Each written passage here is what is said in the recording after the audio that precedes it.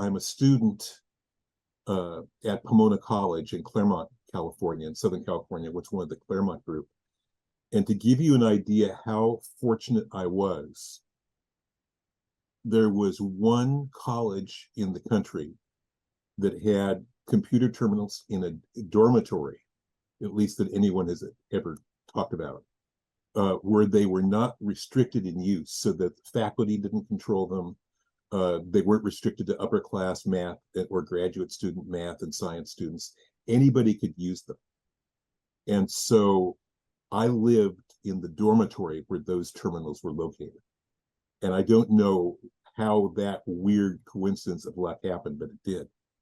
So I walk into my dorm one day in the fall of 1971, and I hear a clackety clack clack sound.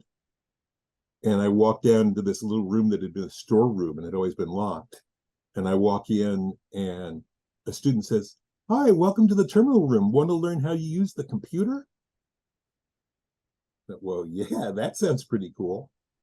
And there were students, they had gotten a grant from the Sloan Foundation with faculty and a group of students to put this opportunity together and to have students there to help people with the computer.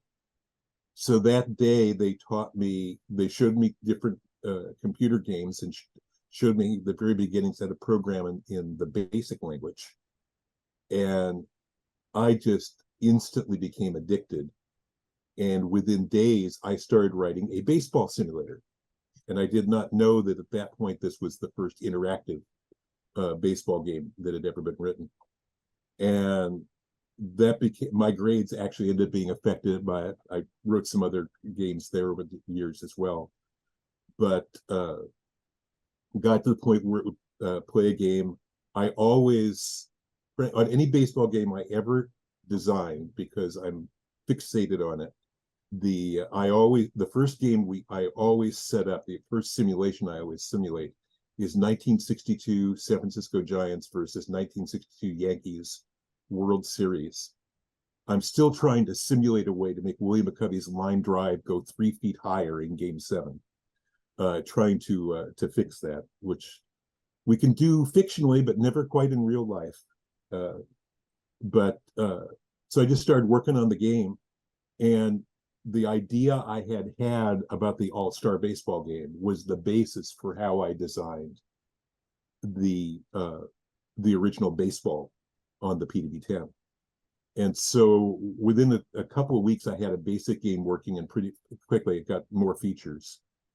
And ultimately, over a couple of years, I have built a full season simulator with what we would think of now as very primitive AI, but it had AI, and it would replay an entire season.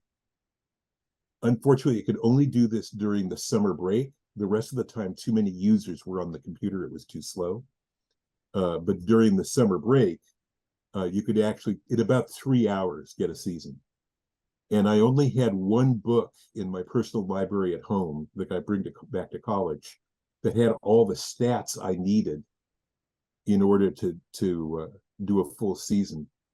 And that was the 1955 Baseball Almanac. I think it's the Mutual Baseball Almanac. They only published it a couple of years. It was a hardcover. My dog had chewed the corner of the front cover. But so I did the 1954 National League season, was what I first simulated. I think I did 54. I think I did American League later just by typing in stats. But because that book was the one where I could get all the data I needed, and a lot of the baseball magazines and Who's Who in Baseball did not have everything.